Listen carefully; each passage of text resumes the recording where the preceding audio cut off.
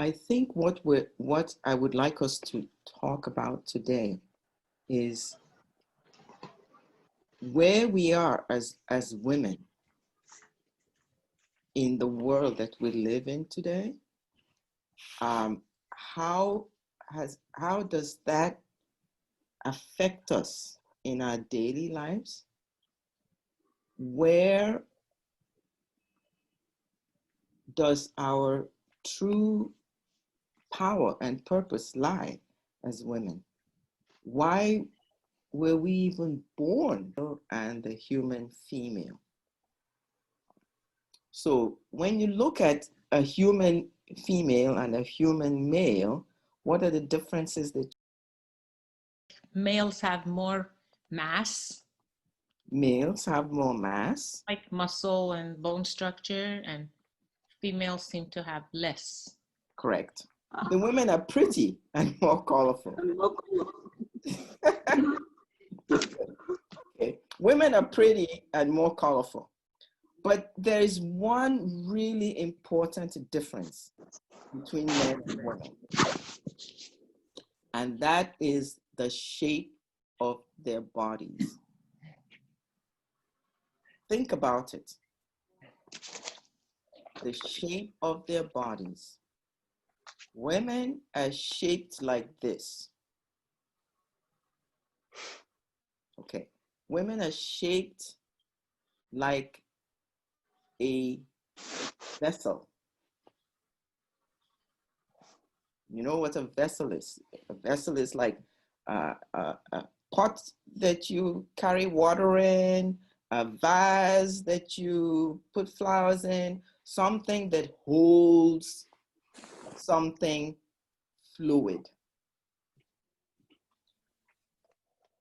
Another important difference is that a woman's body is less dense. It has more fat and less muscle than a man's body.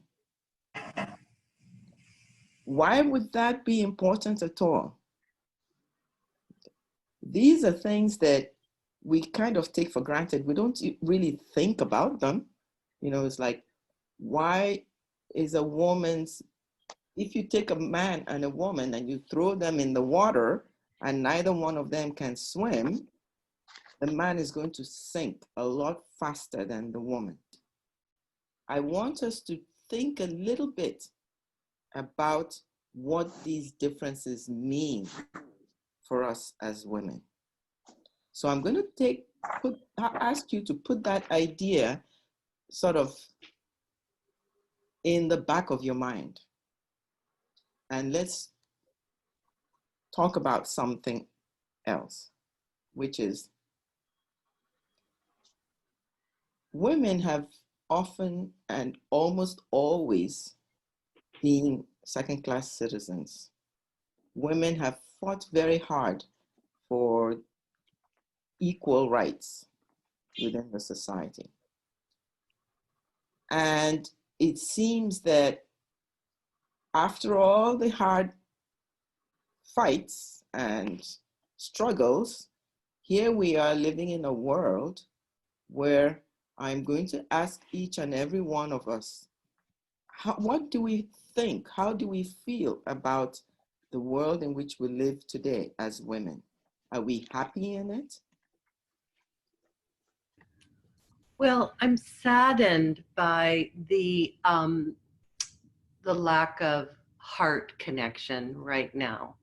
I'm saddened by what appears to be corrupt, and also the lack of human kindness towards one another right now.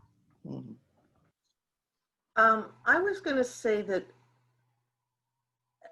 as someone who's been around working for women's rights for a long time, that what strikes me now that's difficult is that I feel like we're not celebrating the difference between our womenness and our manness that we did before. And I feel sad because I feel like women are being more disempowered by not celebrating their womanness.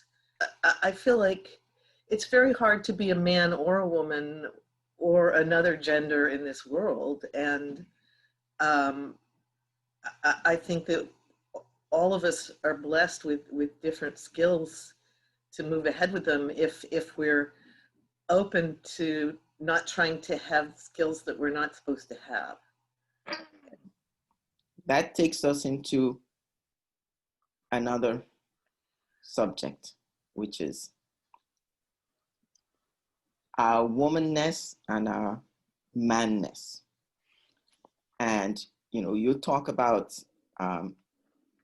celebrating our skills and not wanting to have skills that we're not supposed to have. Well, what skills, is it a question of skills that we're supposed to have and skills we're not supposed to have? Or is it a question of skills that we have and skills that we do not have? I think if we were to look at it in that context of skills that we have and skills that we do not have, then it's easier, it makes more sense for us to be able to take what we have and use it to the best of our ability in the best way that we can to achieve the highest that we can possibly achieve. And that's what we're going to talk about today. So let's start with celebrating our womanness. How about if I were to suggest to you that the real you inside this body is a woman, that it's not just your body that makes you a woman? Would you agree with that? Because there are people who are in a female body and they know, they're convinced that they're not a woman, and vice versa. There are people who are in a male body, but they know and they're convinced that they're not a man. And so that must tell us that women are women inside as well as outside, that the majority of women feel female. They feel like they are a woman inside as well as outside. Just like the majority of men are male inside as well as outside. And a few feel like they're in the wrong body. And those who feel like they're in the wrong body have very, very painful lives and often have to undergo surgical gender reassignment in order to find their true selves. So what that tells us is that the real you, which I will call your spirit, is really a woman. In other words, you are spiritually a woman. You're not just a woman because your hormones kicked in. Right now, we're just going to concentrate on how do we make the most of our womanhood. If you look at the history of humankind, at the time when human beings were mostly hunter-gatherers, in every small tribe, group of people, the women had their role and the men had their role. And these roles were very clearly defined. What were the things the women were responsible for? Anybody want to share? Yes. Children, the children. Right? The children. What else? Household. The household. Tending to the heart. Right? Excuse Keeping me? the family together. Keeping the family together. And one very important thing the women had to be responsible for. Anybody? It was the one thing that the tribe could not live without. Fire. Fire. Every tribe had a fire that they never let go out. Remember, people didn't have matches. They didn't have flint. You know what flint is, right? Once they got a fire going, they could not afford to let that fire go out. And that fire was the center of the entire tribe. It was the center of each home, each tent. It's from this fire that we get the word hearth. The word hearth is the heart of the home. These days, we use that word without thinking of its true meaning. Okay? And in the old days, only women were responsible for this fire. If the tribe was moving, there were some women that were assigned to watch the fire, to make sure it didn't go out. Now, remember that everything that we observe in ourselves, everything external that we observe is really a manifestation of an internal process. What that means is, just as your physical body reflects your inner being, the fact that your inner being is a spiritual woman, your physical body becomes feminine, becomes a physical woman. And we know that for a fact because we see women who do not look like women and men who do not look like men. So the inside sort of shapes the outside. And if we bear that in mind, then we'll begin to understand that the actual job of caring for the fire, which provided warmth. What else does fire provide for us? A way to cook food. Way to cook food. Illumination. Illumination. It provides light. It provides warmth. And think about the sun. What would happen to us all if we didn't have the sun? We die. Exactly, we die. So it provides warmth, but more importantly, it provides light and life. Two things we can't live without, light and life.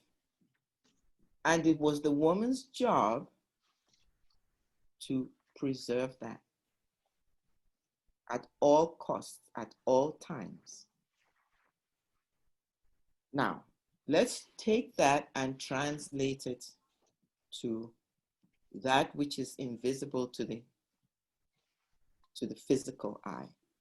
Just as the woman takes care of preserving light and life physically, the woman also takes care of preserving light and life spiritually in the lives of her surroundings. Over the centuries, as we have become more and more materially invested, we're no longer hunter-gatherers. We're living in big cities and fancy homes and driving cars and buying our food in supermarkets and flicking a switch. There's become a separation between our inner spiritual life and our outer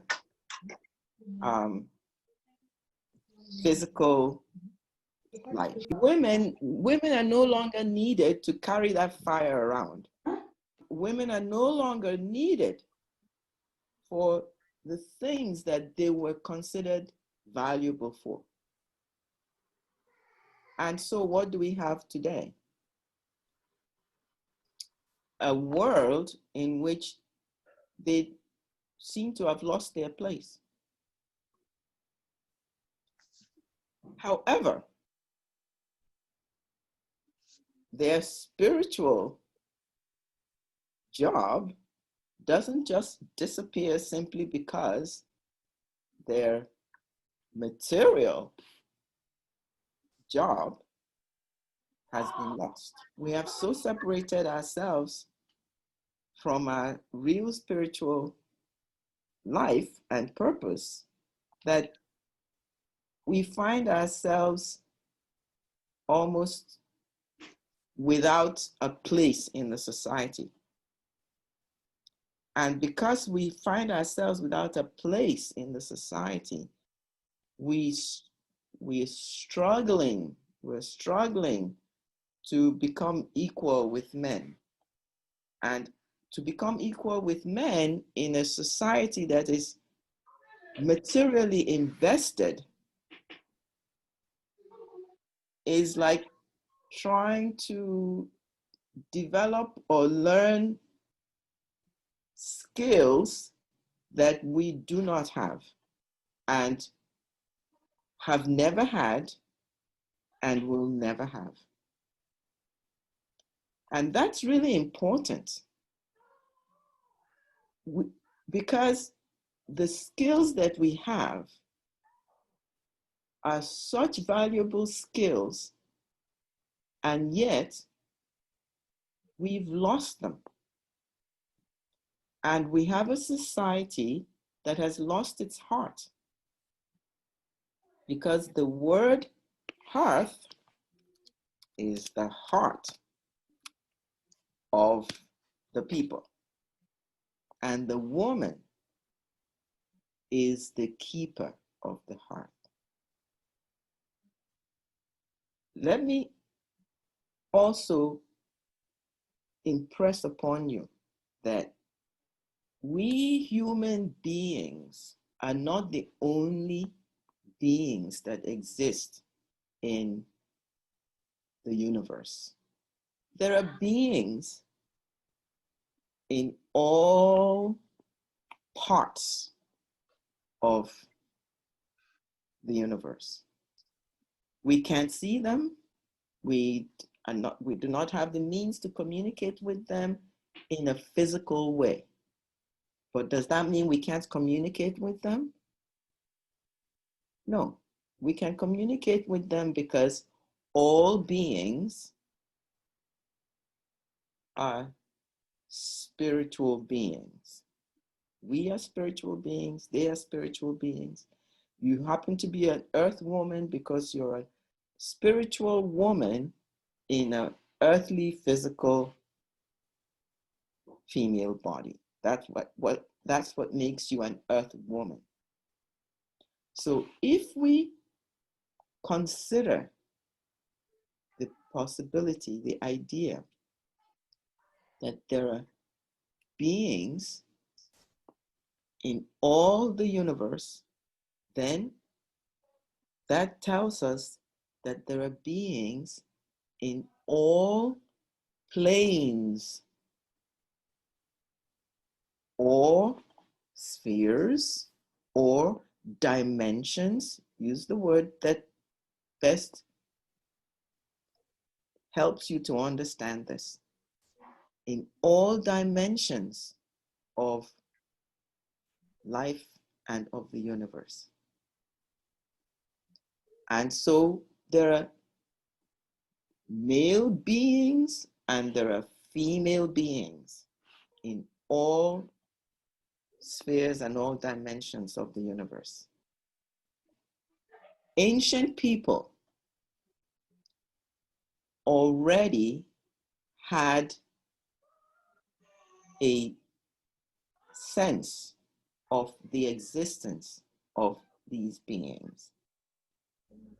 Human beings develop spiritually.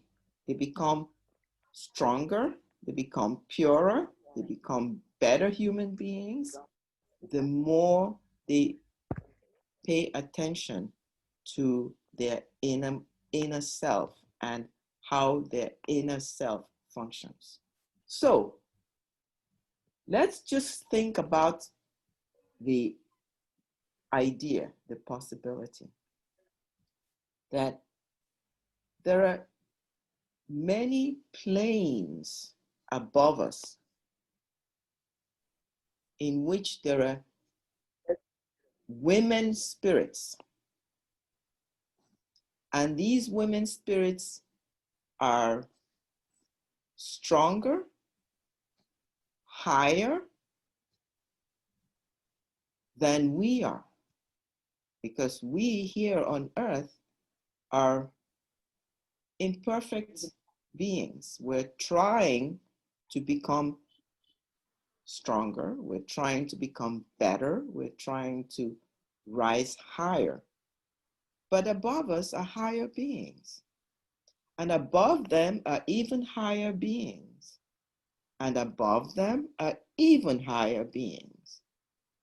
And above those are even higher beings. And I could go on and on and on.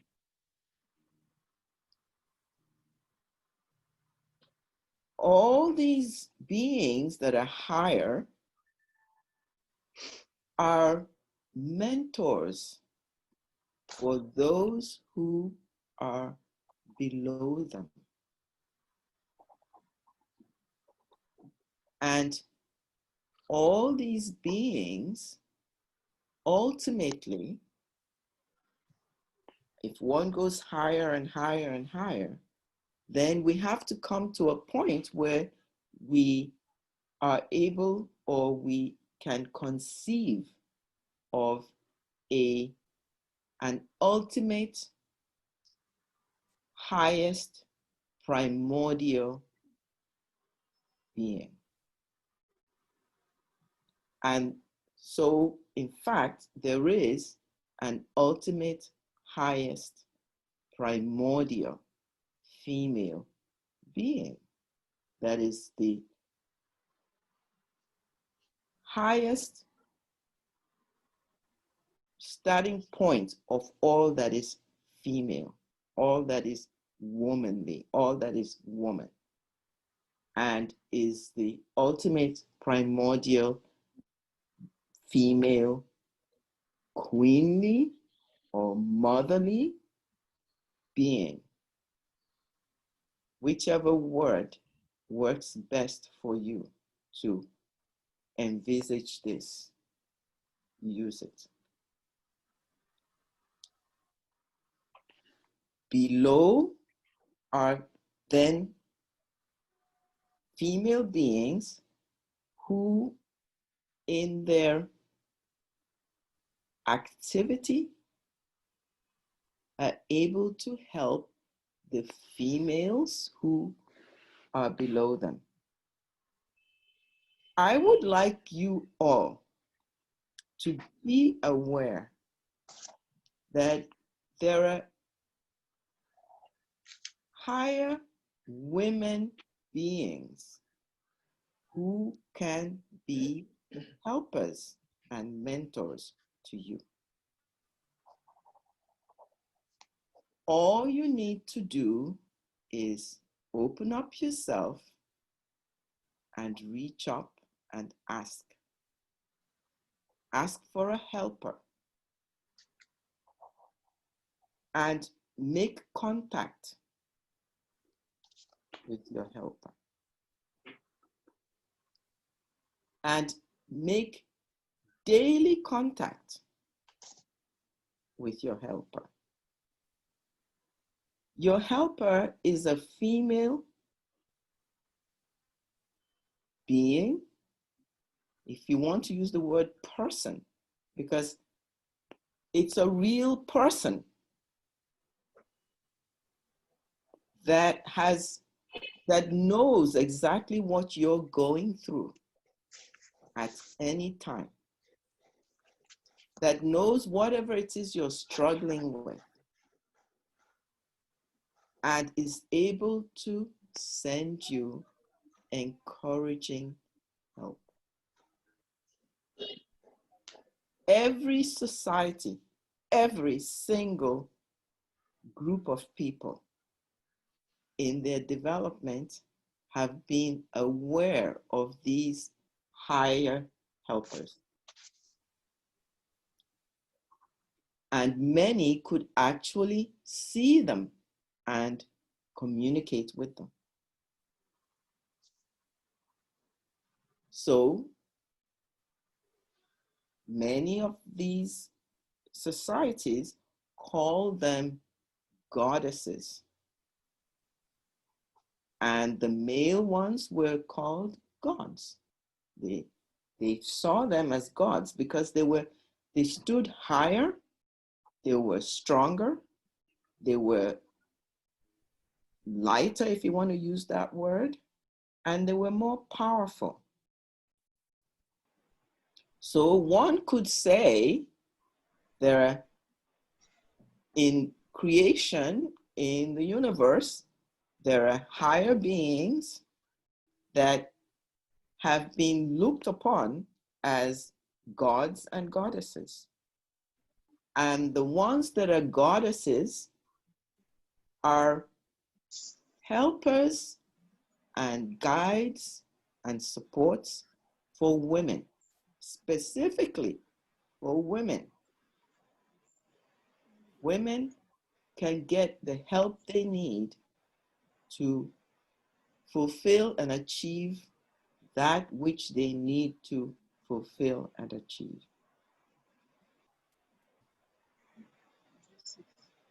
Every language uses their language to give a name.